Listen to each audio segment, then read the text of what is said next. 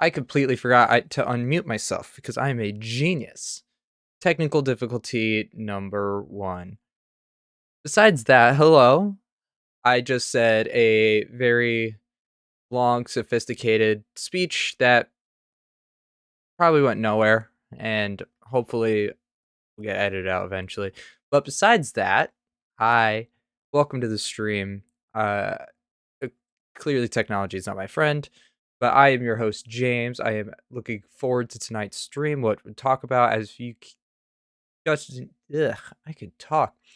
Judging by the name, we are going to be talking about the action economy in Pathfinder 2e. I'm going to focus it a little bit more on my experience and overall how to really get the most out of the system. As I have been playing Pathfinder 2e since the playtest, I have written for the playtest, not playtest. Well, I did write for the playtest, not officially, but I've wrote for Pathfinder 2e for a while now, and we have a lot of fun things to cover when it comes to changing up how to run from both the GM and player's perspective. And I am super looking forward to it. Before we get into anything else, though, I want to give a quick shout out to our sponsors, World Anvil. If you haven't heard of World Anvil, then strap in. World Anvil is an online interactive tool that helps GMs like myself who go crazy with lore to centralize all the work into one place. In fact, I like to use World Anvil to track timelines of my games. For instance, I will write a session and give very detailed notes or hints to the player for what may come, and they can reference this on at any point. It's an amazing resource where you can track maps, NPCs, kingdoms, locations, and so much more. Even before today's stream, I was using World Anvil constantly. I really hope you check it out because it's got so much to offer in one very convenient place. And it is truly an amazing experience. I have been using it, like I said, well before we were even streaming. And I was using, I've been using the last several days to check out World Anvil to really get used to it more. And oh my god, they have a lot to offer, and I really, really think you guys should check it out. It's pretty cool. So, on top of the amazing things that World Anvil offers, let's talk about what Pathfinder 2e can offer.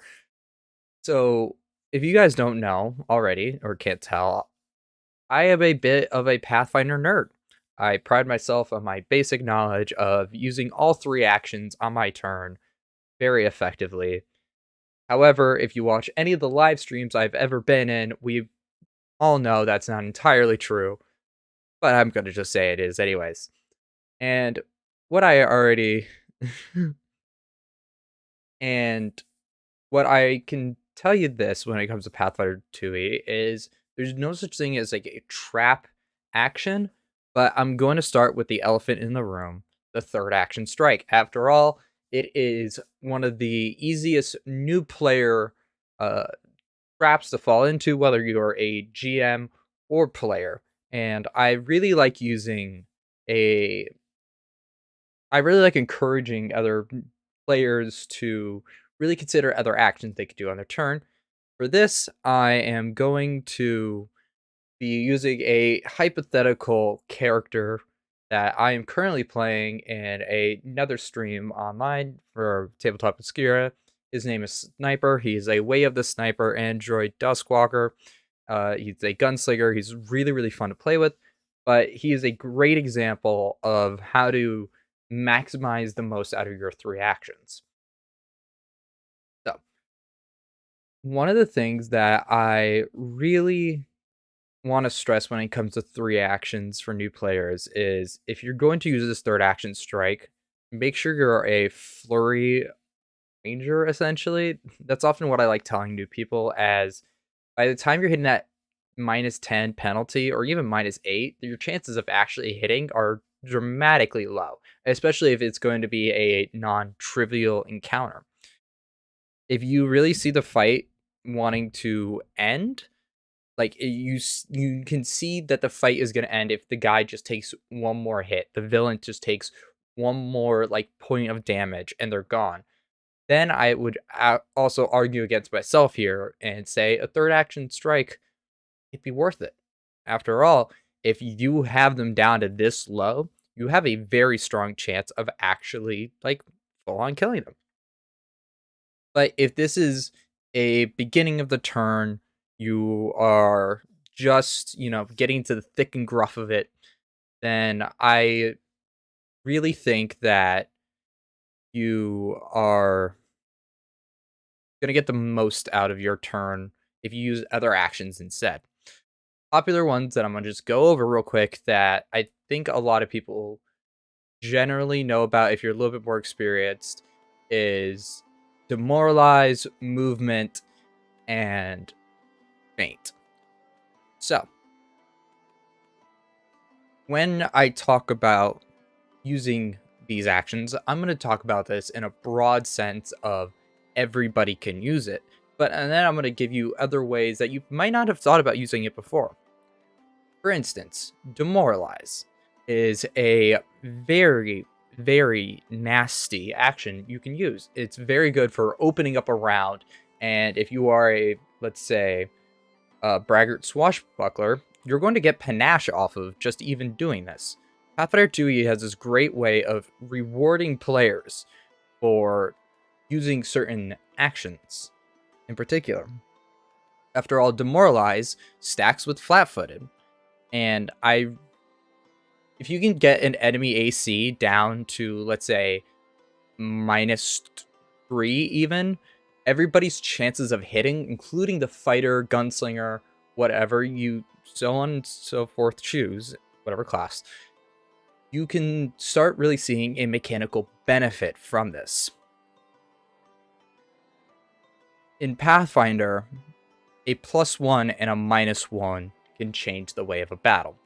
With the 10 above and 10 above and 10 below system, when it comes to crit ranges, a +1 can determine whether or not your attack is a crit or your attack is just a normal one.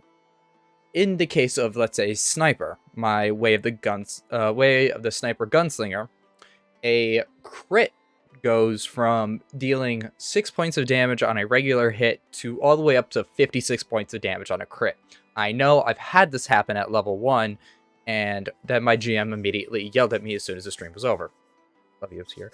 And so, this balance that Pathfinder 2e walks when it comes to their design is a really interesting balance, where you have access to all of these feats and abilities that let you really capitalize off of the basic skeleton of the game. Meaning, if you demoralize, let's say you're barbarian, you're gonna be able to crit a little bit easier. But where barbarians get their buttload of damage from is from their bonus rage damage, where a fighter might want to throw as many dice onto the table as possible. Let's say, Titan Barbarian can get eventually a +18. Think about that. That is a 18 additional damage added on before a crit even connects. If you're a barbarian, you're typically using a strength-based weapon, be it a great sword, a great axe, or even if you're an animal, perhaps a natural weapon. Having this add, let's say, even +15, which I believe animal does eventually. When you crit, you are going to start seeing this giant buildup of damage. One of my favorite ones of examples of this is one that my friend often likes pointing to, which is Furious Focus, which lets you, as an action, hit. And if you hit, how many rounds of rage you had left over immediately converts into just pure damage that can get added. And if you crit on that, you're going to get your rage damage, your Furious Focus damage, and then it just starts adding up. Eventually, if you're a barbarian even, you can start getting brutal critical. And that also goes up. The more damage you deal, the better.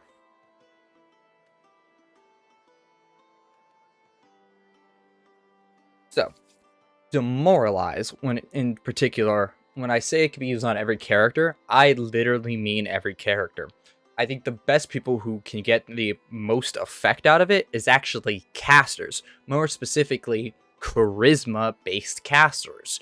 Oracle Sorcerer, I would say, have the biggest leg up when it comes to demoralize compared to some other classes, such as the Barbarian or Fighter. Granted, other classes like Champion and Swashbuckler both they both prioritize their charisma. After all, a Swashbuckler needs flair, and a Champion needs to be able to just talk with people. That's not true. It's actually to convene with their god. It's really, really weird when you think about it thematically, but it doesn't matter. When you have this ability to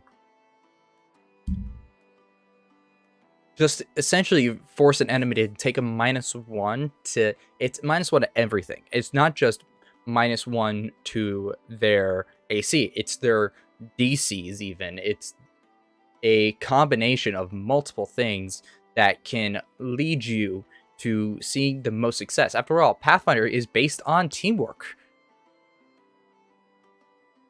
So before I start getting into other types of actions, how to use them effectively, I just want to remind everybody that there is a little bar at the bottom of this screen that says bonus animated video. Now, over the time, you can build up this bar, and when we hit the end, you will get a bonus animated video chosen by the chat themselves when we get to this point.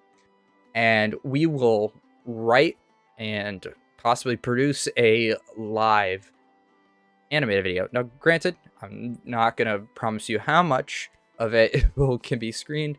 When we get closer, we will definitely get further into it. But if you donate in the chat, not only will you have a little notification pop up right about here, this also goes true if you haven't subscribed yet. There's gonna be something that pops up right about there, and the more you donate, you're gonna get your chat shown right here on stream, and you get to increase the little bar there and eventually get a brand new animated video that we were really planning for the year. And so it's just our little way of saying thanks to all the amazing people that help make Deadly D8 what it is.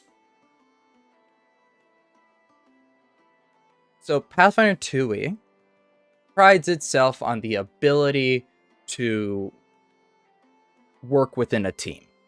Meaning the overall structure is going to reward you for your teamwork.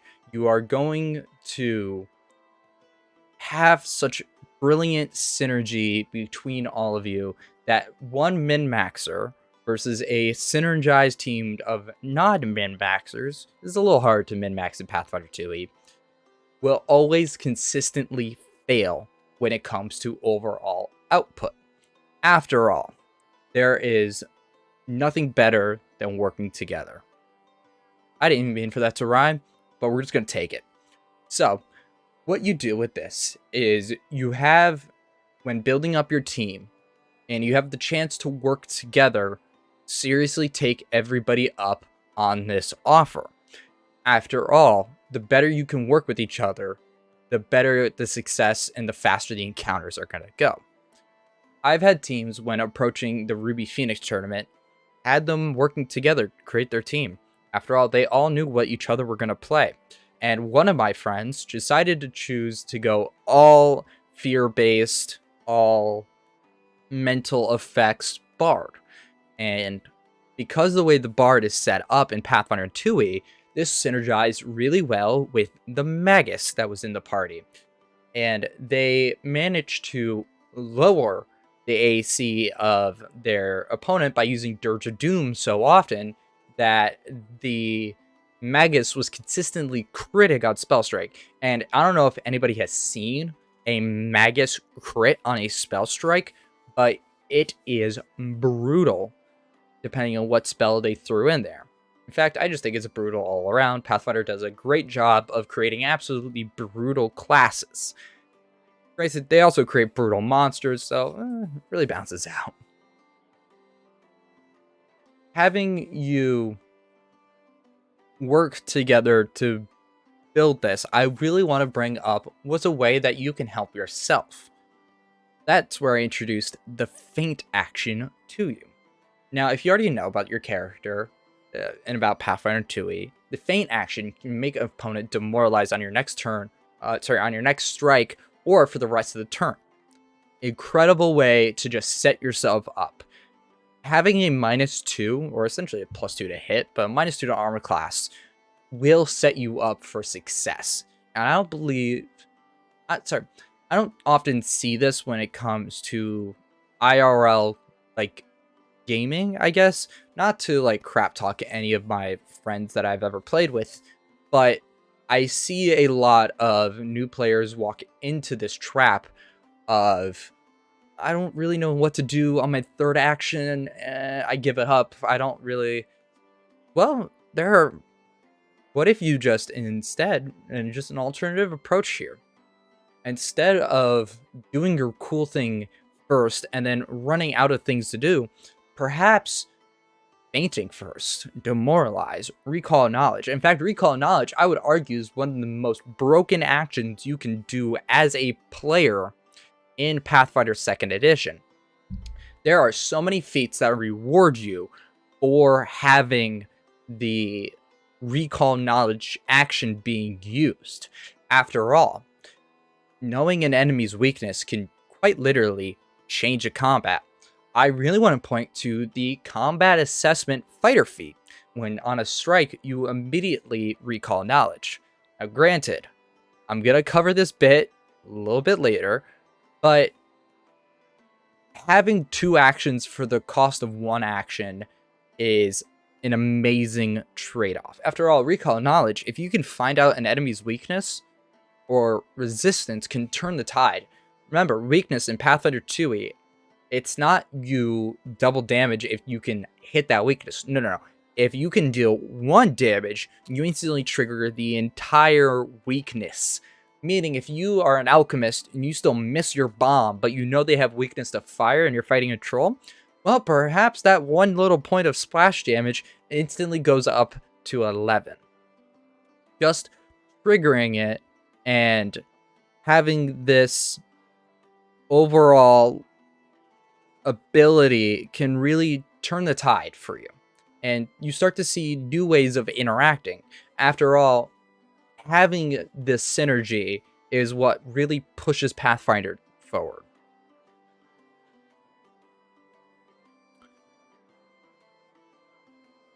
The Scoundrel Rogue, Shadow Dancer build that you want to use Bon Mot, then Fate, then Attack. Yes. So another thing I wanted to bring up with is how to utilize your 3-action economy. And a great way that the chat just told me about was using their first 2 actions to do anything else but strike. Remember, having your first attack be your only 1 attack is what you're gonna actually most likely hit on. Whether you are a war priest, whether you are a warrior muse bard, a champion, or a gunslinger, your first attack is what's going to really set the tone. And so if you can manage to crit bait on your first strike of the turn, you're going to start seeing a little bit of a success, especially if you use your first 2 actions in the turn to set up for this crit. A great way that chat just said was fainting, and then using other actions such as cover, which will grant you some bonuses. A way that I like using it for my Way of the Sniper character is often movement, reload, shoot. After all, gunslingers have the highest track of to hit rate. In fact, they're on par with the fighter class. So, having my first strike be a crit, which will activate Fatal, is really what sets up my character for success. And as my character will level up later, I can start adding more damage to this. If I multi-classed Rogue instead of Unexpected Sharpshooter, I can eventually add Sneak Attacker, where if the opponent's flat-footed, that's an extra d6 precision damage on all of my shots. This can keep going all the way up, however. If later I get more access at, let's say, 9th level to 1 shot, 1 kill, that's an extra 2d6 damage on the shot. And all of that gets multiplied because what I'm doing is called crit baiting. I really like calling crit baiting. I'm not sure what an actual term would be, crit fishing, perhaps. But I really like doing is just setting up for one mega attack instead of multiple consistent attacks. That's not to shame you if you decide to make your build on, I want to hit so many times in a turn. I want to be able to flurry of blows, hit consistently on all my strikes. And great. I encourage you. Pathfinder really loves having this ability to play whatever type of character you want to play. So I personally, my playstyle is I love setting everything up for one gigantic attack. Whether I'm playing a Magus, I demoralize and spell strike. That's my turn. It's just waiting it all onto one strike. That's something I really love. But if you want to do something where I'm hitting more consistently, can I point you to the Flurry Ranger, which literally can lower your multiple attack penalty, which means consistent hitting. And if you start combining this with other abilities, let's say you're a Flurry Ranger who multi-class Monk and got Monastic Archer stance, you can start Flurry of Blowings with a lower multiple attack penalty and still hitting. We've talked about Stunning Strike on this stream before, but a great way of just potential way of just setting up your shots if you want to have like consistent hitting is doing a Flurry Ranger with a bow, and then eventually picking up Stunning Fist and Flurry of Blows from the Monk archetype, which will let you eventually stun lock an opponent from about 100 feet away, and you don't have a lower multiple attack penalty. In fact, by the time you're starting to get to high levels, multiple attack penalty to a Flurry Ranger is essentially a joke. This is where, if you want to do third action strikes, Pathfinder has rewarded you so much. And if, let's say you're not going Ranger, there's other classes that can really benefit from having more than one strike in a round. A Whirlwind, I believe it's Whirlwind Strike from the Fighter, lets you make multiple attacks, but your multiple attack penalty doesn't end until the end of your Whirlwind Strike actions. Meaning, as a fighter, you are going to hit at your top level of bonus before any other attacks really set in. And you're going to start seeing what Pathfinder really does well, which is that crit setup. Or crit baiting.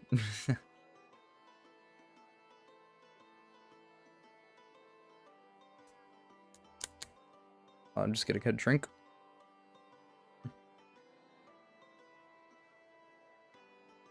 So a common criticism I often see for Pathfinder 2e is the War Priest and Warrior Muse subclasses for respectively the Cleric and Bard. The War Priest being one of my favorite subclasses in all of Pathfinder 2nd Edition. Granted, they're all amazing. I love them all. After all, I wouldn't talk about Pathfinder to the extent that I do if I didn't absolutely love this game in its entirety. But the War Priest has something going for it I don't think a lot of people often tend to see, because I see War Priest is often compared to the Fighter. The Fighter being this amazing two-hit god, respectively up there with the Gunslinger. They are literally just building themselves up to hit. A War Priest can take an alternative way. This is how you start ruling your actions. As a War Priest, you have access to something no other War Priest and, Warrior Muse has access to something that no other class in, I believe, Pathfinder 2e has yet to see, which is an access to an abundance of spell slots. If you are especially War Priest Cleric, if you decide that you're, what is the name of the ability? Divine Font. There we go. If you decide that your Divine Font is going to be Harm, by the time you're level 20, you're looking at, for 2 actions, 10d8 plus 80 on damage. Plus, you can then immediately follow this up with another strike on top of this. And the damage output, remember, that strike will be at a full 2 hit. There is no penalty for spell and then strike or mega spell strike. And because you get this really cool synergy between your classes, the Pathfinder 2e Cleric lets you start really showing this off. In fact, I really often point to Emblazoned Armament being such a useful feat for Pathfinder 2e Clerics, especially if you're a War Priest, where it is a permanent +1 to armor class or a permanent +1 to hit. Remember, +1s in Pathfinder 2e is worth it. If you can get any edge in combat, like we already said, and you just start stacking all this stuff up, you're going to start seeing this amazing effect. Yes, Channel Smite. That was another thing I was literally going to bring up. Thank you, chat. So, Pathfinder 2e's Cleric also then has specific abilities and feats tied to hitting and then dealing a buttload of damage. Now, Channel Smite is a... Channel Smite is a great addition to the 2e Cleric, because what you're going to get in return is a buttload of dice being thrown out and your GM really wanting to walk away from the table. Kidding, of course, even though I've almost walked away at the table when my clerics have done that. The overall net benefit, you got to remember, is you're not taking this penalty. There's no -5 to this strike, meaning if you crit, which you are most likely going to do as a War Priest, especially if you put enough points into your main 2-hit ability, whether it be Dex or Strength, you are going to start seeing this output.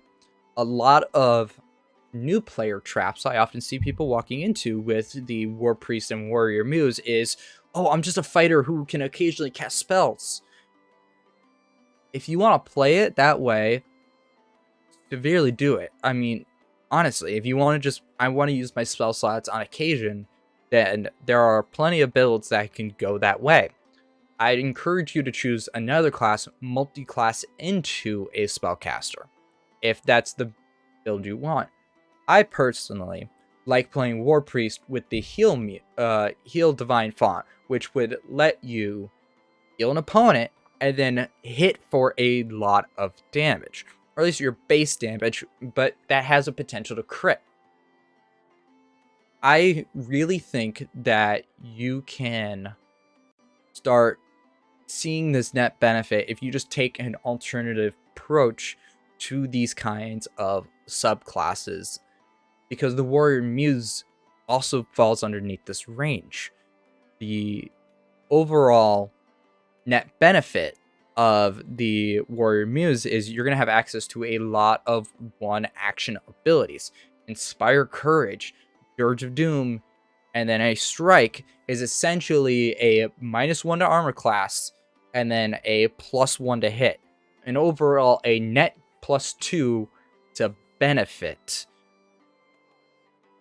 Sorry, I need a drink real quick.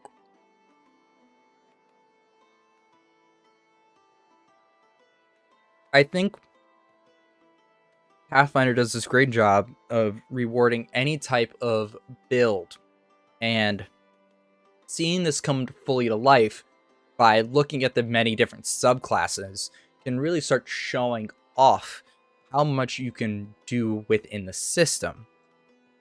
I have seen the most insane takes on Twitter of the crazy builds that are technically legal in 2e, and just the amount of stuff that you can bonk in 2e is incredible. I think this goes really to show that 2nd edition has set up this perfect, I wouldn't say perfect because nothing is ever truly perfect, but this great skeleton to work off of, and it allows homebrew so nicely to fit within this that I have just mentioned a few things that you can do just as a War Priest, But if you're a spellcaster, let's say you are a sorcerer named Ridge, you know who you are, and you want to use your third action effectively, then Tui has really allowed you to show that. A lot of, let's say, actually, I start to notice this a lot when it comes to spellcasters in particular. A lot of focus spells are one action, meaning your Draconic Claws, that's only an action. I see a lot of people when asking for advice when it comes to 2e is, especially when they're a spellcaster, is what do I do with my third action? Now, here on the Deadly D8 YouTube channel, we have covered this with the Knights of Last Call, friends of the stream, video, where they do a great job of telling you how to effectively use your third action. But another way that I like showing my spellcasting friends, especially if they're new, is the reach and widen spell. The meta magic actions that 2e has built into the system before any other homebrew has really started to take place really allows for spellcasting synergy. In 2e, your tactics matter. You can definitely go off the rails and just go, screw tactics, I just want to run up and hit things. There are feats that really let you do this, but there are other feats that will really start letting your spellcasters flourish. And meta magic, being one of those, is a great way of building all of this together. In some, like the Wizard, which has a whole arcane thesis just based around meta magic and getting additional meta magic feats, really lets you to start showing off these abilities. Reach spell, let's say, for example, if a guy is just that one square out of the way, then you're going to start seeing this benefit of, I don't really lose my last action because I'm using it effectively. I'm using it for the meta magic. Widen spell plus fireball is nasty. Also to mention to go back to reach spell for a second, you can also do touch spells as a 30-foot range, meaning instead of having to run up and getting your wizard close to the guy who can, let's say the troll that can easily bonk you for a lot of damage, well, it's quite simple. Reach. I believe Chill Touch is a touch spell. Don't quote me on that. It's been a hot minute since I've played a spellcaster here. But having this ability to just, instead of me getting myself in danger, I can just stay from afar and just use my one action and set this up. And transition this a little bit into a more universal ability is the shield spell and raise shield actions. So, the raise shield action has saved my life a bunch of times, speaking as somebody who plays a champion so often. Remember, like we've said before already, the +1, even if you are just raising a buckler, can save your butt in so many examples that I truly can't list them all. If I had a chance to clip all the times I've been been playing a champion and I jokingly taunt the GM, come hit me, come hit me, come hit me, you can't. That's because I also know my level 7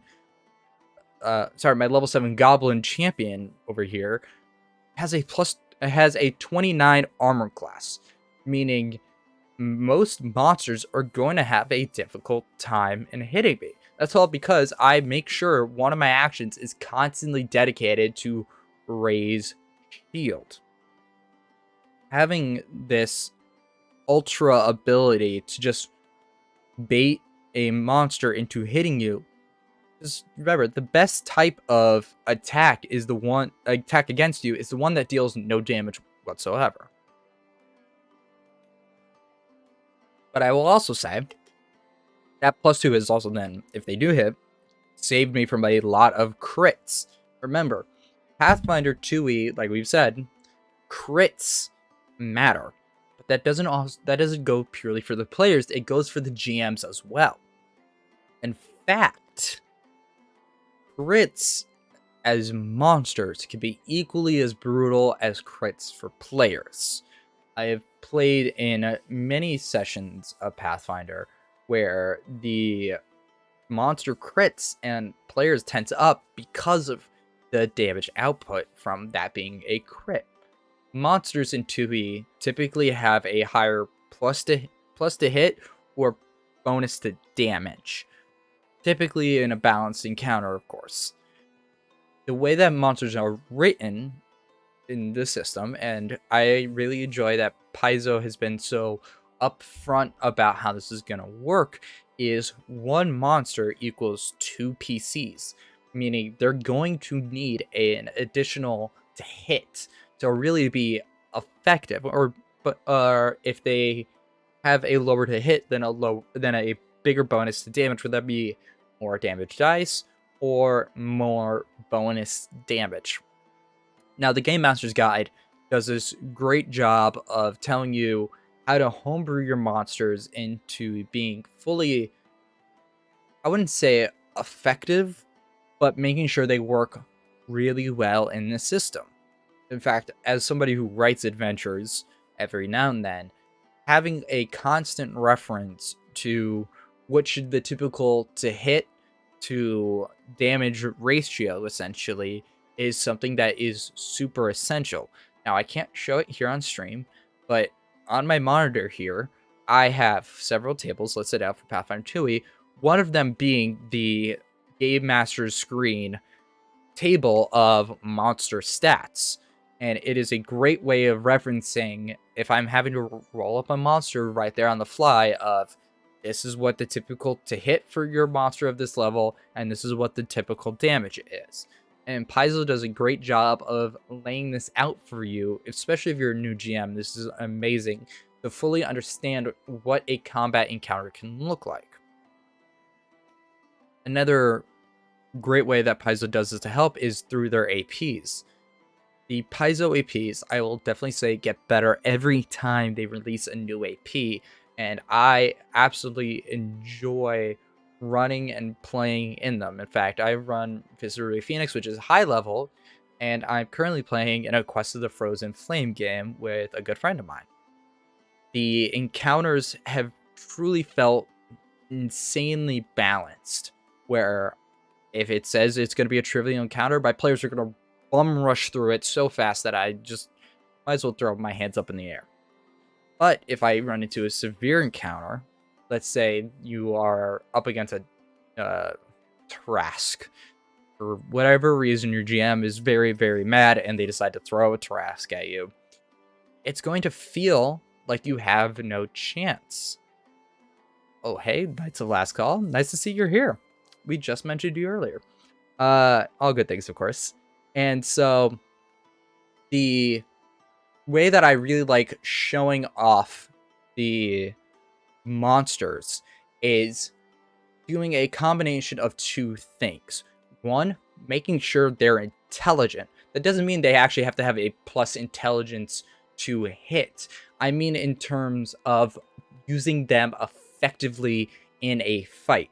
A lot of newbie GMs that I see, and I'm going to speak about myself here going into Pathfinder 2e, which was my monsters would stand there and let the players come to it and then just rake itself up for a bunch of damage. Meaning my monster is just going to keep standing there. And my players do this really effective thing that they figured out that I'm going to tell you guys now because it's going to make your GMs either really, really mad, really, really proud, or a bit of both, which is called the Cross of Death.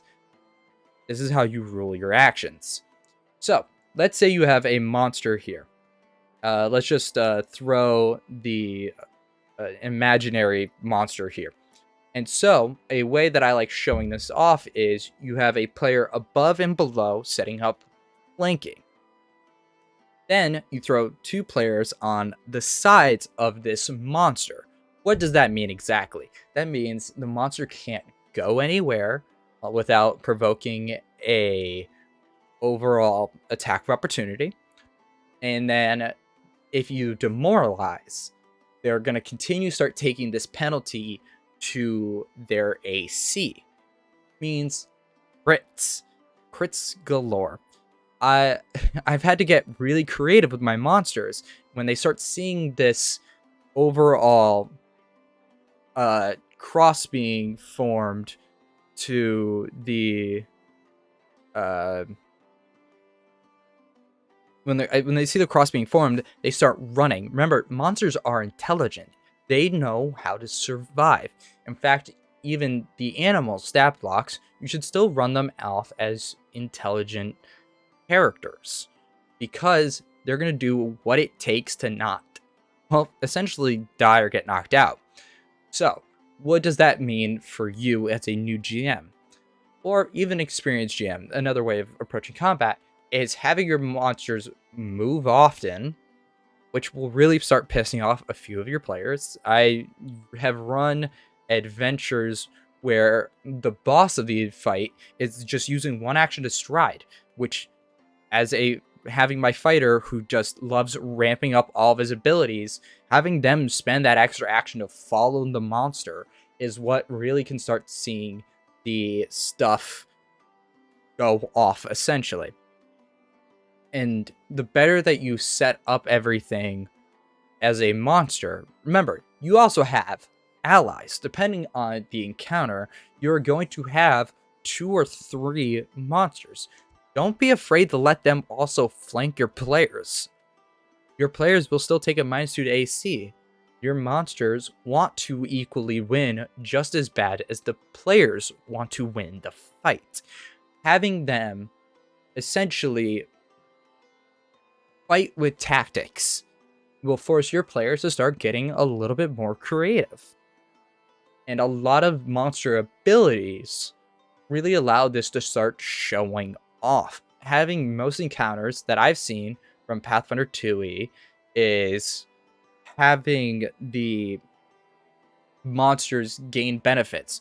For example, a wolf stat block has the pack attack, so does kobolds, where if they are adjacent to a creature within 5 feet of that is an ally to them, they're getting small bonuses.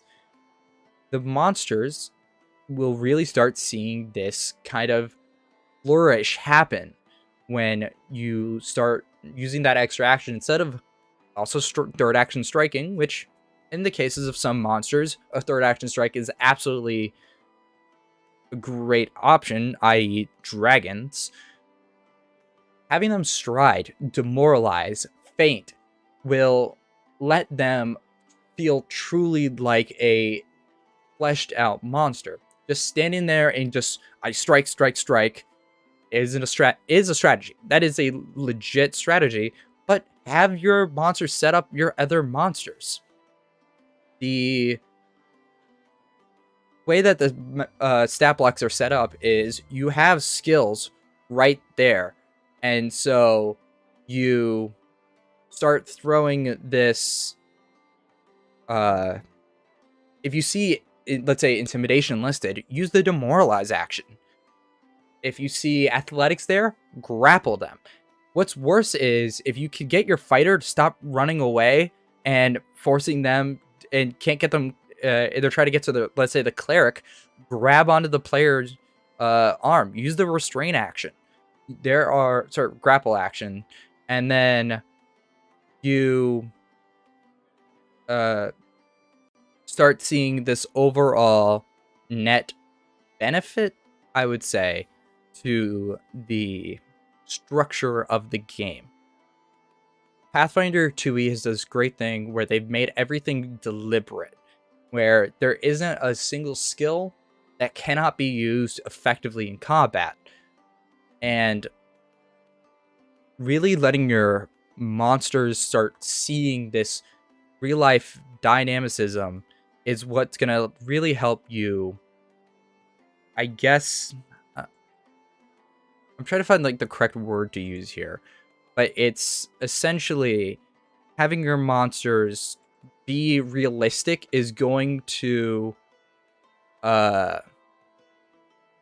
start showing them off. Sorry, I'm going to start reading chat a little bit. I just went on a high tangent. Okay. How's it been? Oh, nice to see Knights of Last Calls.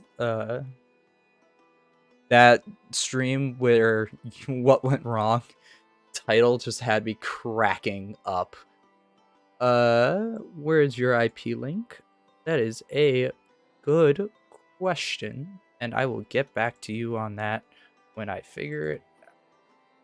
Okay, here we go. Sorry, trying to set up chat. Let's see what else. And okay, so a lot of the what I really want to point to is Elder Stream's games thing where it's 90% of medium and larger creatures have athletics. Using that effectively in combat is really what's gonna start showing off your abilities. And so I think we're gonna start transitioning to a break as we start getting closer to the hour mark. And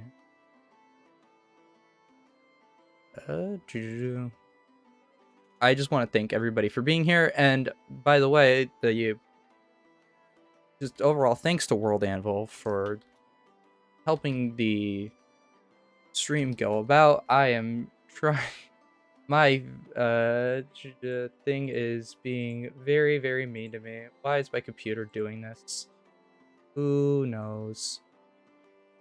My computer literally has just decided to yeet itself out the door. I do not know why. Window capture, here we go.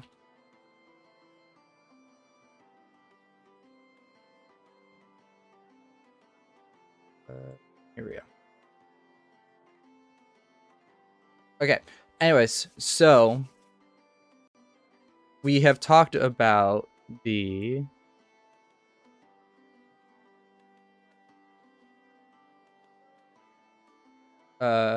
monsters, and I think after the break, what we're gonna do is we're gonna start talking about feats in particular that start combining actions and really start showing them in, I would say, their full like force, I guess. And sorry, it's setting up things in the background for the chat is fighting me because OBS. Why won't it work with me? Who knows? Because having things go my way is something that it just does not like doing.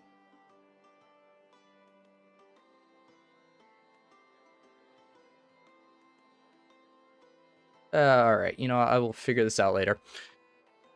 So, a lot of monsters in particular also have access to spells, and I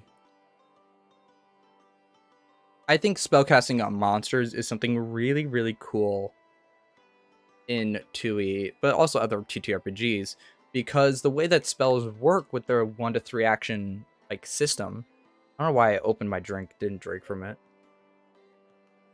I'm a genius. Is the way that you can start seeing these spells is because it's 1 to 3 actions, of course. The net benefit you're going to have is starting to see these monsters start being really fleshed out. That's my favorite part about 2e, is having these dynamic range of monsters. Here we go. Okay. Yes. Hi. Please work. And it didn't work. That mega sucks. Well, I tried. I will figure this out later. And okay, so another thing I really like doing in 2e is having more than one of the same monster and having this all kind of like flow together of, well, if you figured out one monster's weakness, you can figure out another monster's weakness because they're the same ones, but that means they're also complementing each other quite often. One monster can then set up for the other monster. And a safe way of really showing off your monster's abilities is knowing what all your monsters can do going into a combat. I will admit there have been times where I quickly pull out the bestiary, sorry, bestiary, because I cannot pronounce things, and will flip to a writer page and go, that looks like the correct level of monster. Here you go. And immediately just drag and drop onto the foundry and just like, yes, encounter here. And then they don't synergize well. And I often find myself at the end of the combat going, man, that's super weird. They didn't, it wasn't really as like fun as I really wanted it to be. Well, way that I should have made it fun was, well, one, not throw a random encounter that I wasn't actively prepared for, but not fully understanding the basic actions that it can do. When I say that I've had monsters who've had -1 to their charisma attempt a deception check and um and didn't have any proficiency in deception whatsoever, and then they try to feint and have it completely fail on their face, that's a, yeah, I should have really thought about this action through a little bit more. And I think that Tui in particular can set itself up in this way of, if you have one monster on the field and you have one other, they can easily set each other up, and depending on the initiative order, one literally right after the other. My favorite being big bad guy going right after henchman, because the henchman can demoralize or cast a spell that will get them all flat-footed. Let's say, I don't know what spell that'll be. Insert spell name here. Let's say they're all flat-footed, and then you decide to, I don't know, have your big bad evil guy goes next, and the big bad evil guy is a pit fiend. Let's assume a pit fiend, because I love pit fiends. Pit fiends in Tui are nasty buggers. Having them all flat-footed immediately for your pit fiend, they can open up with a giant meteor swarm even. Or having them, with them being flat-footed, immediately you just teleport, because they have that ability, and right behind a player, and then like throw their sword or do a raking claws attack. Having one set up for the other isn't a terrible thing. I have run combats with my friends where I have had a low HP, low AC guy just be a skill monkey, where he just sets up the perfect combination that will really just show off why their big bad is the big bad. Forced movement is another fun thing in Tui that really lends itself to this overall net benefit of, I can put the PCs where I want. I can drop them into lava, and using the environment around them can do devastating effects. If you, let's say, have an AP or wherever your adventure takes place be set in a lava volcano, whether it be hell or a physical volcano itself, remember your monsters have access to the shove action. If you're on a like rickety bridge, toss your PCs over the bridge. Your monsters are gonna see, here's an opening, yeet, just throw them off the bridge. Don't do this in real life. Don't actually throw your players off the bridge, but their characters can go off the bridge. That's for them to figure out what to do on their next turn. Force the wizard to use their reaction to cast Featherfall, and then you eat up that reaction. Your players are on limited resources just as much as your monsters are. So having them sort of feed into each other is where I think we're going to end it on for here. And when we get back, we're going to start talking about how feats synergize with each other, mostly how to sudden charge. And with that, let's pause the music. Yes, this is stream life. And I will see you guys when we get back. Bye.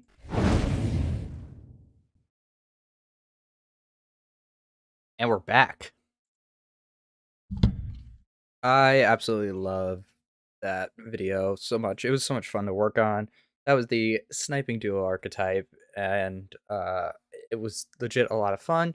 But coming back to it, and I think that with what we're going with forward, which is the feats, I first want to give out a great shout out to my friends over at World Anvil who have this who have set up an amazing system for us to really work well with the streams. But I also just want to say World Anvil is an online interactive tool that helps GMs like myself go crazy with lore, centralize all the work into one place, and I cannot seriously stop talking about it because it is so much fun. I was using it well before before even they came on for Deadly D8, and they overall they're just such a great product, and I seriously cannot recommend this enough to any GM, regardless of what system they're playing. They have some Pathfinder 2 implementation. God, English is such a hard language to talk about.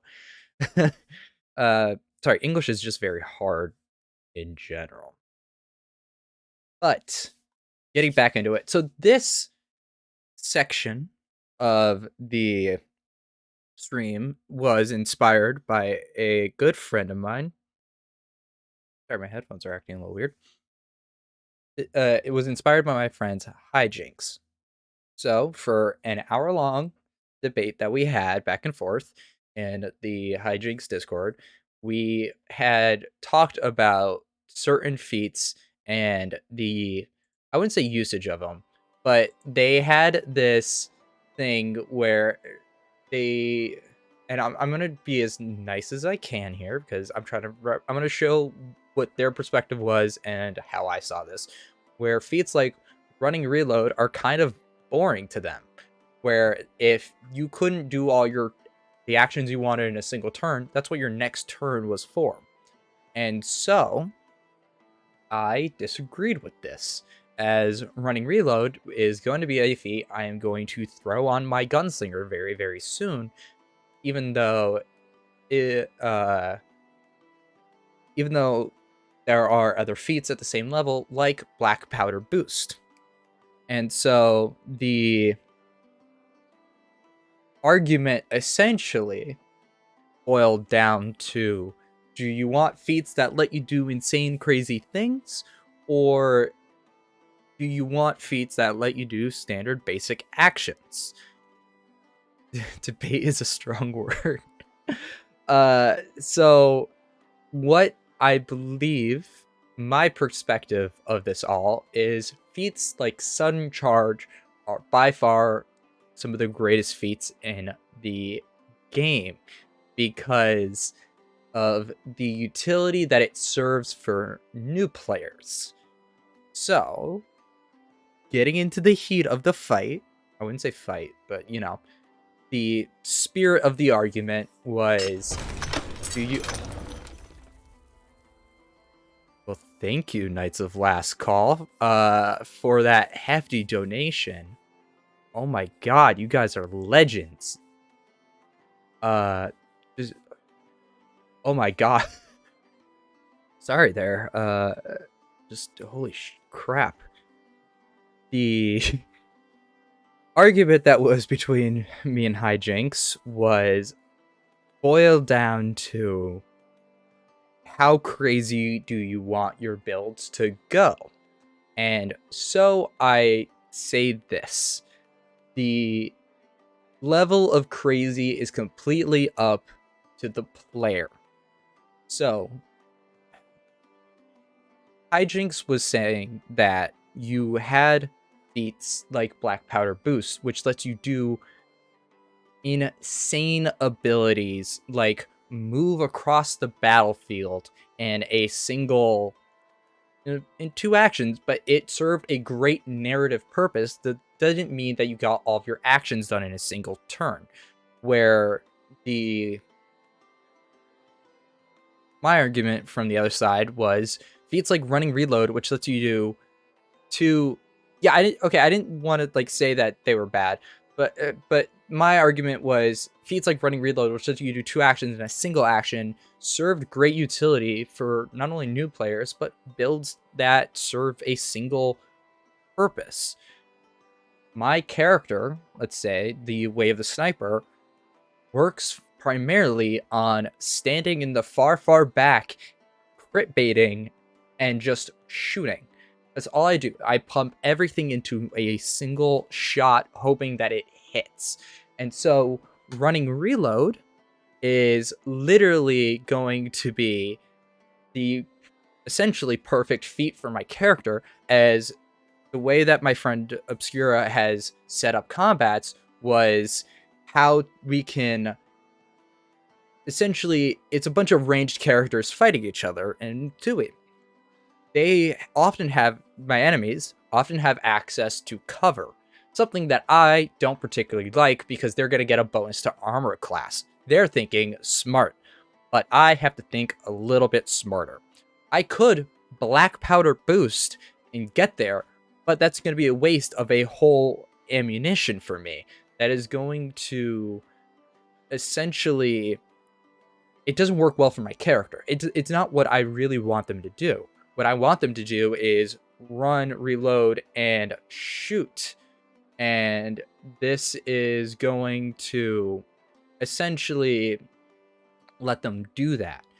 I wanted a character that moves when they have to, just to negate their enemy's cover and pump everything to a single action. That's why my other actions are often hiding, which will grant me a little bit of bonus. Take cover, which is another great one.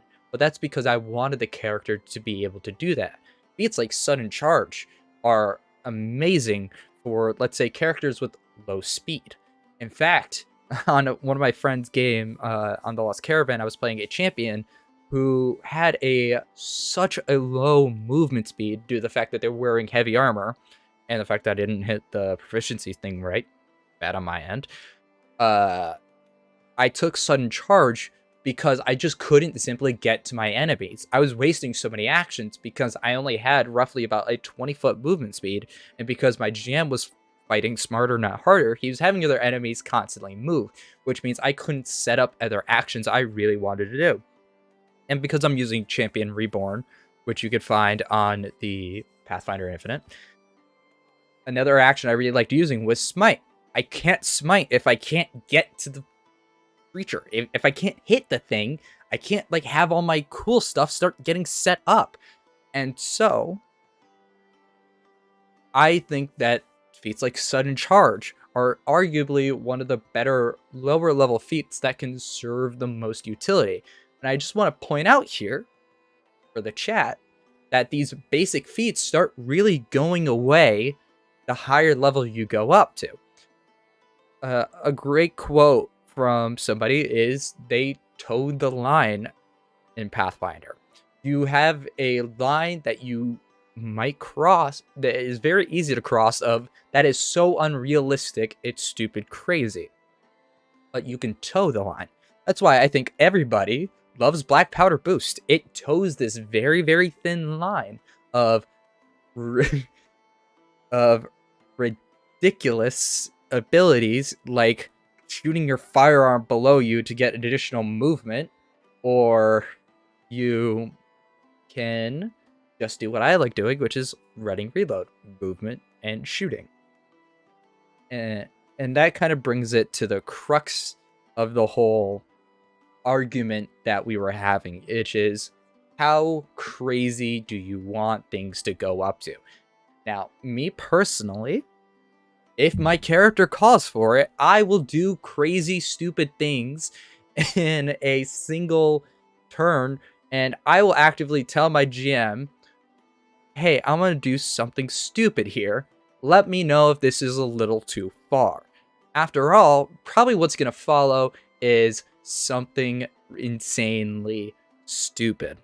Now, great for the system overall, but I mean stupid as in, this is practically a cartoon. And I jokingly say this to him, to my GMs when I go, hey, I'm going to do something crazy, just watch.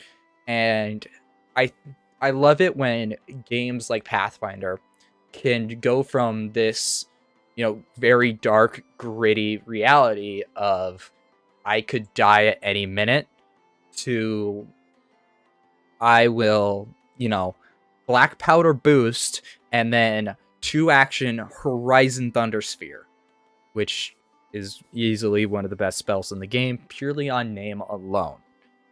And I really enjoy this fun toe the line between the insanity and reality of it all. You could easily play a cartoon-based Pathfinder 2e game. You can have your goblin literally, and I point to bouncy goblin level 1 feat, where if you take fall damage, you can just scrunch up and then like boop, and you like bounce. And this is what I think 2e really lends itself to, where you can go from that bouncy cartoon, probably I'm picturing like, Tom and Jerry of cartoon Animaniacs, to the swole orc build with, the war hardened heritage, where you're gonna have a little bit more HP to spare. And then if you get it really, really right, have your party be made of half cartoons, half real life, and then you have something like the Looney Tunes Back in Action movie with Brendan Fraser. I love that movie so much. And so I think 2e kind of lets you set this up where if you're a new player coming into it, you take feats closer to sudden charge, running reload, power attack, and so on and so forth. But if you want to start thinking strategically, there are other feats that can really start seeing some net benefits from this. There are, I would say, depending on the build, there are new player feats, and then there are advanced player feats. The advanced player feats are typically higher level. They're going to do some more insane stuff, and you're going to start seeing a little bit more of a tactical advantage. Power attack is very, very fun if you're low level. And if you're a new player, rolling more dice is something every new player loves doing. I love new players because I get to see their learning process happen in real time. And the more advanced you go, maybe you stop taking power attack on your monsters. On your fighters. Start taking combat assessment. Start getting that recall knowledge and a single strike into the same turn. And I think this is why the APG is a great tome to look at as you are advancing in your play. I would say most of the feats in the APG is you can do these more advanced things because you're thinking a little bit more tactically. You are an advanced player. Now, that's not saying new players can't pick up the APG. There are abundant of amazing things for new players in it. I.e. the Swashbuckler. I love throwing new players into Swashbuckler because it is so much fun. I think Panache is such a great system. But you start kind of taking over your action economy a little bit more, the more and more familiar you are going to get to the game. All right, let's read chat real quick. Honestly, the root of the issue is the existence of action economy fixers when they exist as an option against the more fun feats. It leads to homogeneity of turns and homogeneity of builds. IMO. Okay. I guess we're going to do this live. Yes, I agree with this partially. You're going to be sacrificing some of the more fun feats for these action economy fixers. But I honestly think that sometimes the action economy fixer is the fun feat. Having my character, which is really fun, of being able to just stand there and shoot, the fun feat for me would be running reload. It helps my action economy. That's what leads the game to fun. If I'm making crazy mad scientist gunslinger, yes, I'm going to take black powder boost. that is an objectively fun one for them to take. But for later, for let's say way the sniper characters, headshot becomes a fun feat compared to something like running reload, where headshot is if I hit you and you critically fail your saving throw, and it has an incapacitation effect, your head explodes. You die. There is nothing. It has the death effect. I would argue it leads to the fun, and the build itself, whatever can complement it the most, will lead to the fun part of the game.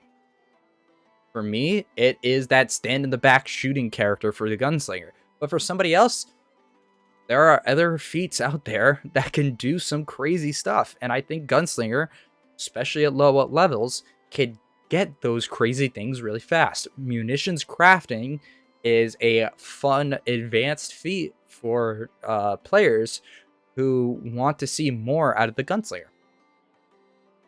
Oh boy, my throat is killing me. Alright, so we've covered monsters, players, and feats. I'm hoping that I covered the argument pretty well. Obviously, no hate to hijinks. They're amazing. And I think that my advice to any new player or experienced player is you don't often need to take the most min-maxing, crazy fun feat. Now, there are crazy fun feats, sure, but the best advice I can honestly give you is just choose a feat that you think is really, really cool. Worry about if it works later. Meaning, Pathfinder has done this great job of there's no real thing as min-maxing, meaning any feat you take will instantly benefit your character regardless. If I took dual weapon reloading, perhaps I go from wielding my sniper Jezel to a pistol and a Jezel in my other hand. That's a great usage of my feat.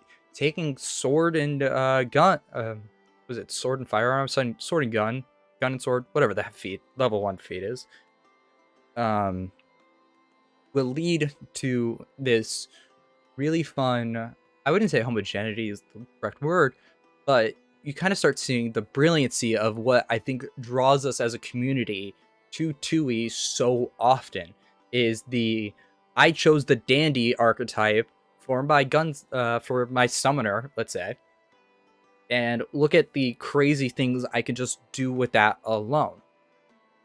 And I think that's something that always keeps me coming back to 2e is this idea that I can take any feat from my character and it works well. If I'm a tiger stance monk built character, keyform is still an objectively fun feat for me to take. If you guys don't know what keyform is, let me tell you real quick. It is basically going Super Saiyan in Pathfinder 2e. You literally power up, gain a range positive ray damage attack, as if you're Kamea blasting a jerk from 30 feet away. You get a movement speed, a hover speed, and your hair goes, or some part of your body goes, insanely bright. I love Dragon Ball as much as the next guy, and whoever wrote that feat, thank you. But there are probably is another feat at that level that probably complements Tiger Stance really, really well. Both feats can be taken that will kind of enhance the ability of the build that I really want to play. So if that overall Tiger Stance feat lets me just take a step as soon as I go into Tiger Stance, that could work. Now, granted, I think that you will kind of start seeing this showing off a little bit more.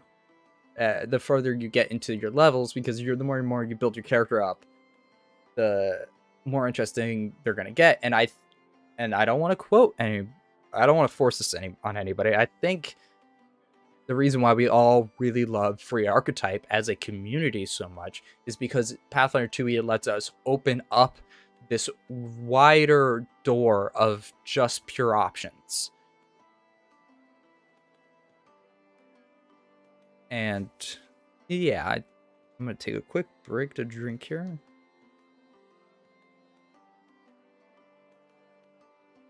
Oh God.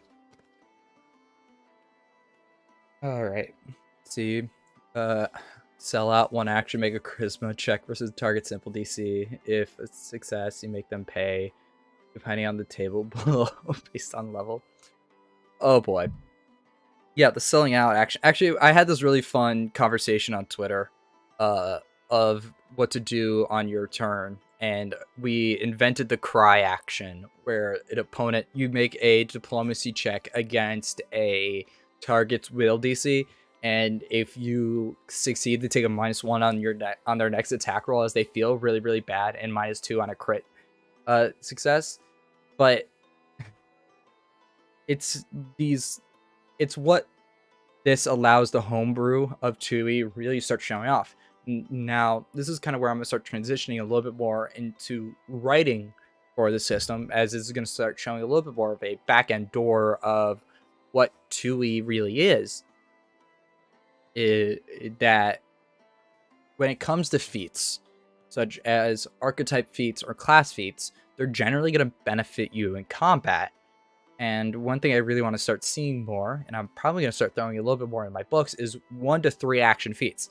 Now, something that Hijinks and I both agreed on was more 1 to 3 action abilities in Tui. Here we go. And I think that Tui does a great job in setting up a foundation for us, meaning I believe it's the 1-inch punch beat tree that lets you go from 1 to 3 actions. Horizon Thunder Sphere, which lets you go from 2 to 2 rounds. Having the Magic Missile, for instance, going from 1 to 3 actions is something that I really love seeing, because I play alongside wizards who stride, cast a single Magic Missile bolt, and then shield. And all of that functions really, really well in a turn. Is it the most optimized thing to do in a turn?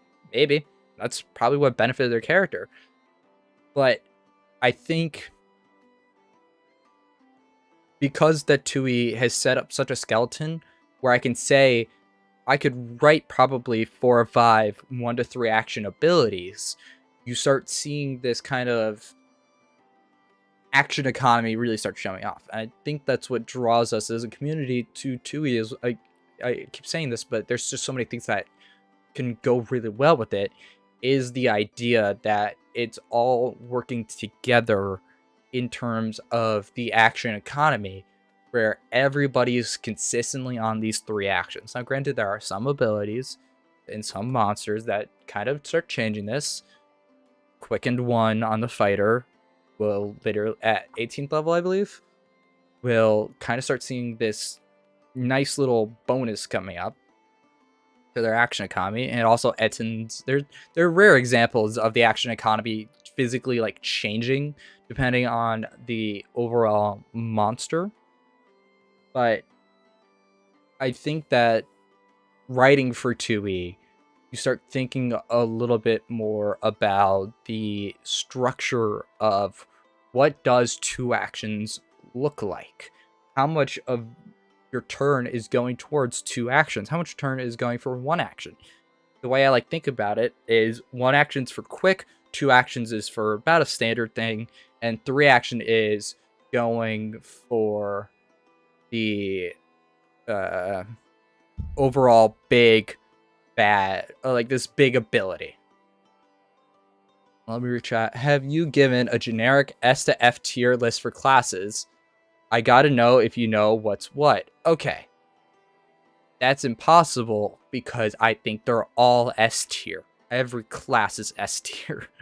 I think it's kind of a rigged bill system because they're all so great. And I think that when it comes to, if you're going to judge them at all, at that point, it's so personal opinion-y. But I have a hard time, especially going from what's, I think archetypes would be a little bit better for an SF tier, I'm not going to lie. But kind of wrapping this back into classes a little bit, every class, when I say is S tier, is because they all contribute something a little bit different to the action economy. Now, going into specifics, champions are the reactionary class along with swashbucklers, meaning that their abilities are so great that champions pride themselves on their reactions, and the reactions being so strong, and the swashbucklers opportunity or posts is really what lets them show off their class abilities. I think Tui does this great thing where every class is a base thing that lets them truly flourish in the action economy. Meaning bards get inspire courage at level 1, champions get their champions reactions, summoners get their eidolons and their manifest eidolon abilities, the magus, which is at spell strike but also arcane cascade, they all kind of have this kind of great mesh, I would say, where if you want to do a particular thing really, really well, if you want to be a very reactionary based character, you have classes just for that. If you want to be a down dirty, hit them for a lot of damage, you have barbarian and fighter. And I think that the more 2E kind of starts showing more classes rather than subclasses, the more classes we're going to get, the more interesting ways we're going to see the action economy being approached and taken. Like, let's say, for instance, what does the witch bring to the action economy? Well, the witch's hexes are a lot to do with sustaining. In fact, the witch class is the best class when it comes to sustaining spells. I would argue better than wizard and sorcerer. They have abilities like Cackle, which lets them, as a free action, sustain spells. That is something they're uniquely bringing to the table. And I really enjoy that even something as basic as a gunslinger has a special action that complements them really, really well in combat. They get their covered reload. The sorcerer has a lot of one action focus spells. Angelic Halo, for instance, being a great one for one action quick heal that isn't battle medicine. I think that's why it's difficult for me to rate the classes. If we decide to do that later down the line, please click me and show this to me again. But I think what's really difficult is because you are condensing everything down to what does it work best for you. What does a good character look like to me? Well, for me, I tend to prefer prepared casters so often because I love preparing everything into a single turn and preparing everything to get ready for the combat. And I think that you essentially kind of start throwing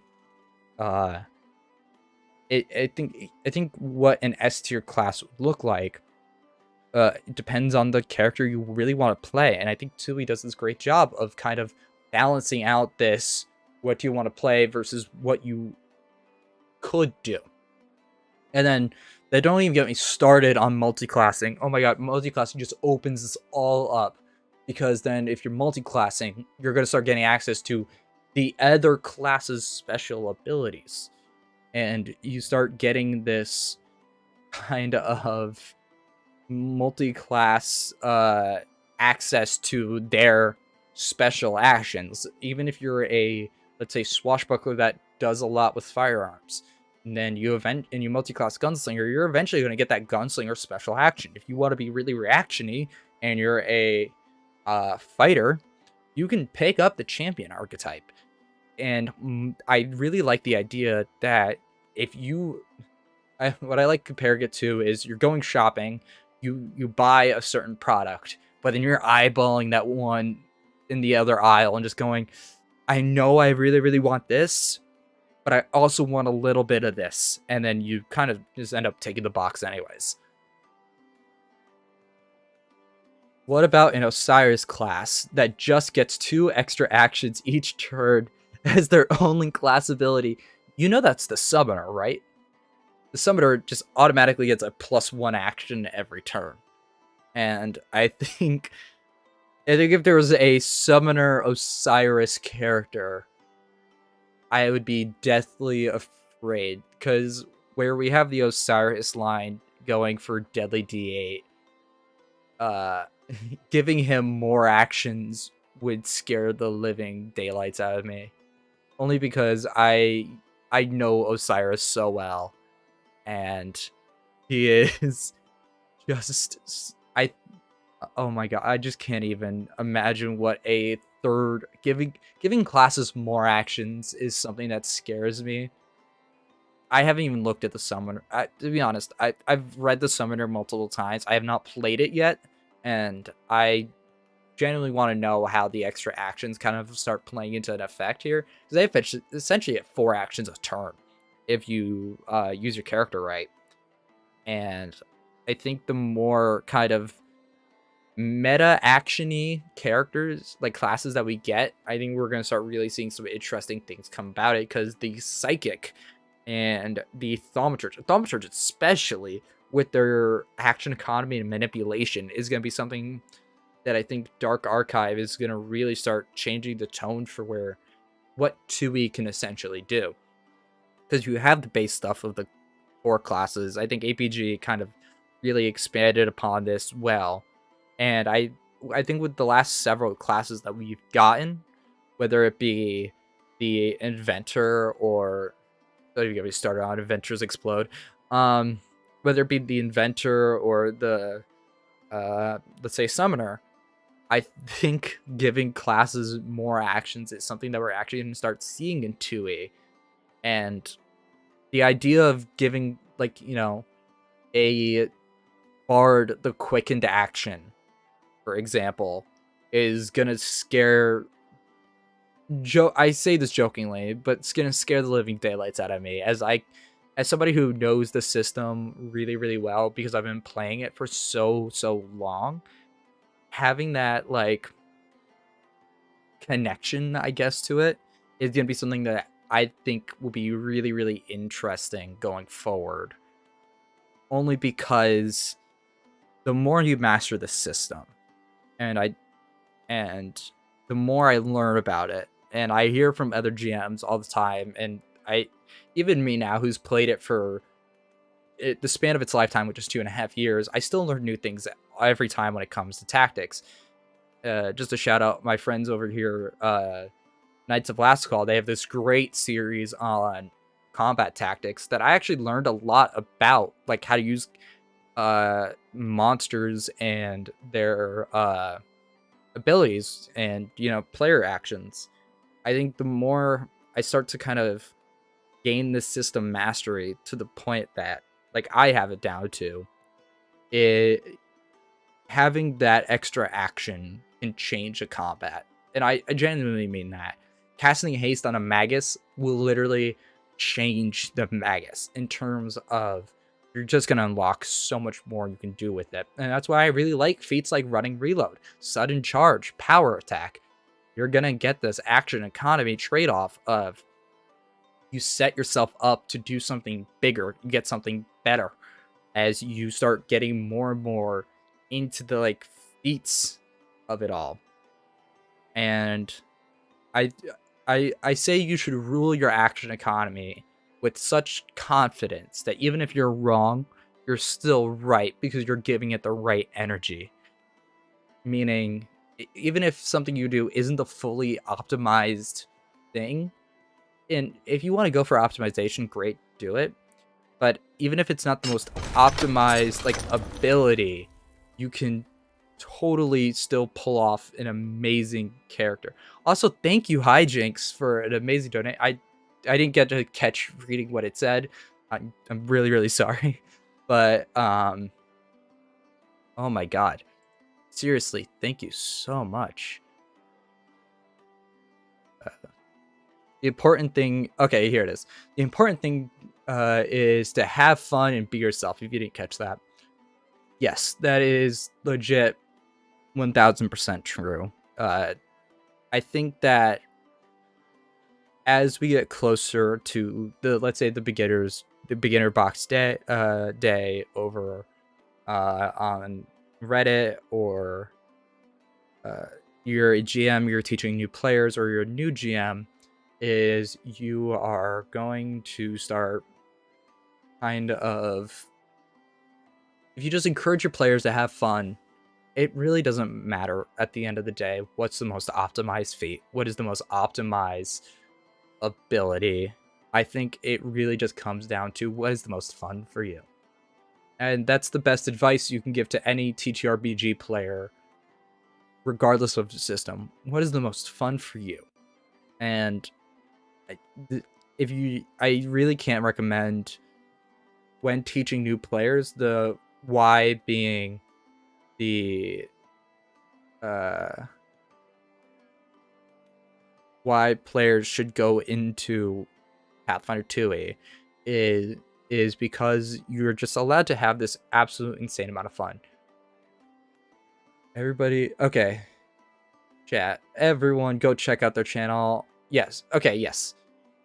If you guys don't know who Hijinks is, by the way, let me talk about my good friend Hijinks, because we were chatting earlier today, and Hijinks is an amazing channel that has one of my favorite Pathfinder 2e live plays I have seen.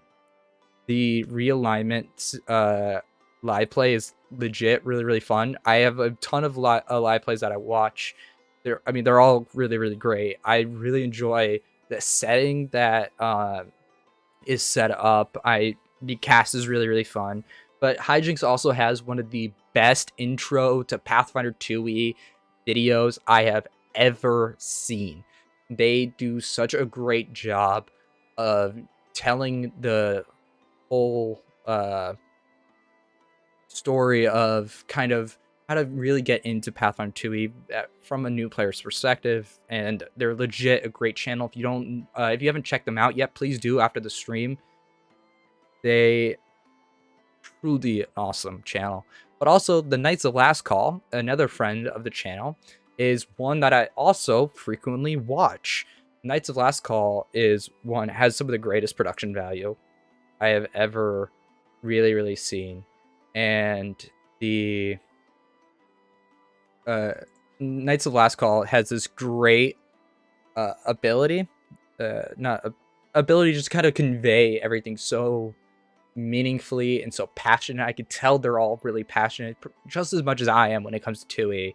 And well, they kind of they teach me so much about the system that I didn't really think about. And when I came into this video and I was doing research into the Pathfinder 2e like action economy on top of what I already knew, I watched a lot of their tactics videos, and I seriously cannot recommend enough, after we finish this stream up, watching also Knights of Last Call tactic series, because you can really gain a lot. And I say this about a lot of Pathfinder 2e creators, is we all come in to this great system and we really start showing how to flourish it.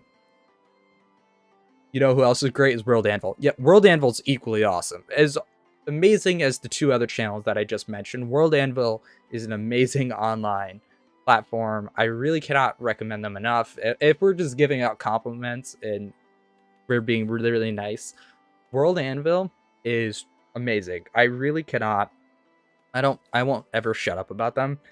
It's this great platform where I can really flourish as a GM, because if you guys don't know, I have probably some form of ADHD.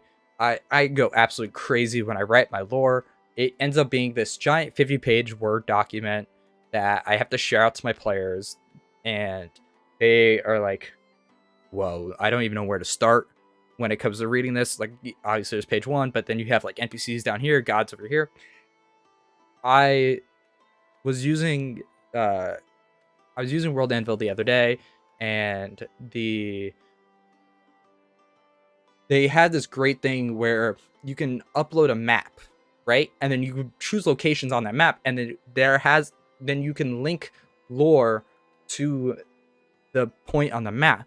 So what I started doing now is I have a map of, I'm running Ruby Phoenix. I have a map of Goka set up. And I go, here's this shop. Here's the lore associated with the shop. Here's the NPC that's located with the shop. And my players can quite literally click on it. And then there's a drop down of the lore. And I think that this really helps me as a GM, because as somebody who loves writing a lot, whose brain is so chaotic energy all the time, it really just really helps to kind of have it all centralized into one place. And another fun one is just the timeline feature. I love messing with the timeline feature. I really don't do session recaps. I literally as soon as the session ends, I go right to World Anvil. I open up the timeline. I create a new timeline post. Here's where the last session is. Here's the date of the session. Here's what happened in the session. And then I send that out to my players and they can read the timeline. And I've had GMs who have set up long running gags with the timeline where my wizard died, and it said a wizard's never late. And then when my wizard got revived, and it was and the new timeline post immediately after the session was, they arrived precisely when they mean to. And if you seriously haven't checked out World Anvil by now, please do. Oh my god, it's really a great product. Oh my god, I can feel my throat going away.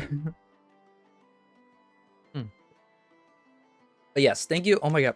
Also, just thanks to everyone, especially Hijinks and Knights of Last Call, for donating.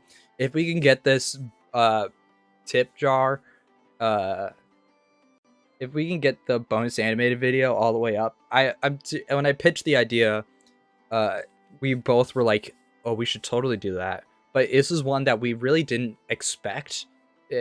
I mean, like, when we were writing out what the next few months were going to look like for Deadly D8, a bonus animated video was something we were both like, wait, we didn't really plan on this, but we should totally do it. And the kind of having this really fun with the community, and the yeah, I mean, just I'm still taken back. I'm really like flustered, almost out of words here, but just because of just tonight. Everybody is just so awesome. But I seriously, I think, just to kind of start wrapping up my overall points that I'm trying to make here, is Pathfinder 2e is a great system if you just want to throw caution in the wind. Really, either play it tactfully or play it like a crazy madman. There are so many feats and features, whether we all agree how good or bad they may or may not be. I think every feat is amazing and brilliant. I don't know of any like trap feats. And the 2e system really lets players flourish, but not only let their player flourish, let their monsters just show off. I mean, really, really show off. And I guess when it comes down to it, the reason why I always keep coming back to 2e, even if they do a Pathfinder 3rd edition, which I doubt is even written because 2e is so new, I will still come back to 2e. It is such a strong system, and I think with Book of the Dead coming out next month, I think with the content we're going to see coming down the line with Dark Archive, we really we're going to start seeing the Pathfinder 2e system really start showing off as more and more the devs and freelancers and everybody in the community really starts getting used to the system. How hot can the videos be? Very hot. Animated content is something I absolutely love working on for the channel. Okay, the sniping duo archetype was so much fun to do research into, and then write for, because you had to think about who, when writing the script, you had to just not only think about the setting and what was going to happen in the video, but also how it complements with each other. And the triangulation bit, I've seen this video like so many times just booting up the stream. That triangulation bit always gets me. I'm sorry. But I think going forward, when it comes to 2E, we're going to start seeing a lot more manipulation of the action economy. And you can now too. If you take the advice I gave you, which is start using basic actions on your monsters, start using basic action on your characters, you're going to start really seeing your characters start flourishing really well in the system. Your combats will go from, I don't know how combats can go, from really, really boring to really, really interesting. Remember, not everybody has attack of opportunity, so you don't always have to get hit. You're not going to get hit for being smart and running away. That, I think I've wrapped up all my points. I can't really think of anything else when it comes to a mastery, more than the action economy. Knowing how much that 2E has really allowed me over the last several years to not only write for, but really start seeing the abilities start taking off is just insane. And if you haven't joined, if you want to talk with us personally, hold on, this is where it gets fun. If you want to talk to me, I'm on the Deadly D8 Discord that you can join down below. If you want to just come say hi, come talk to the community, get great advice, potentially join games, there's no better community to talk with, and I really, really enjoy it. Come tell me what you like building your character with. What's your favorite actions? What's your, why is your build? Tell me about your build, and I really want to know, because the more I learn about what other people approach, the more I genuinely learn about how certain abilities just complement each other so well. But if you really like seeing more of this content, I'd really recommend also joining the Deadly D8 Patreon, where you can start seeing get more animated content and we really put in, when I say this, when we put in back into the channel and we pay and all the money from the Patreon goes right back into paying for the artists. We get amazing artwork like we did with the sniping duo archetype. I love that the art for it came out so well. I love the bullets. I think that's how you pronounce it. I don't know. But having the art come out so amazing. And if you really want to support us, Patreon's a great way of doing it. If you also want to reach out to me personally on Twitter, both mine and the Deadly D8 Twitter are down below. You can, I do a lot of homebrew for 2E that you can kind of start seeing. I'm hopefully going to be releasing more stuff for Pathfinder Infinite, but the overall, I really just can't recommend enough is the Patreon and Discord, as the the Discord is genuinely so much fun to always hang out about. We have so many great members in the community coming and talking with us, and the Patreon is such a fun way of just supporting the channel, helping us get better content, because we love giving amazing content out to everybody. The more animated videos we get, especially the Online at 6 series, which is becoming a quick personal favorite of mine, right behind the Osiris one, because the ego really just kind of shows off the brilliancy of 2A. I think that's where I'm gonna end it here. For homework, because I guess I'm gonna assign homework, tell me how you like using your action economy. What's your favorite actions to use for your specific build? Either tell me on the Discord or tweet at GeekJames513, and I will start seeing you guys in the next one. Also, just a quick, again, thank you to World Anvil for everything that you guys do. Your interface is so awesome. I really can't stress that enough. And with that, I'm going to see you guys later. Bye.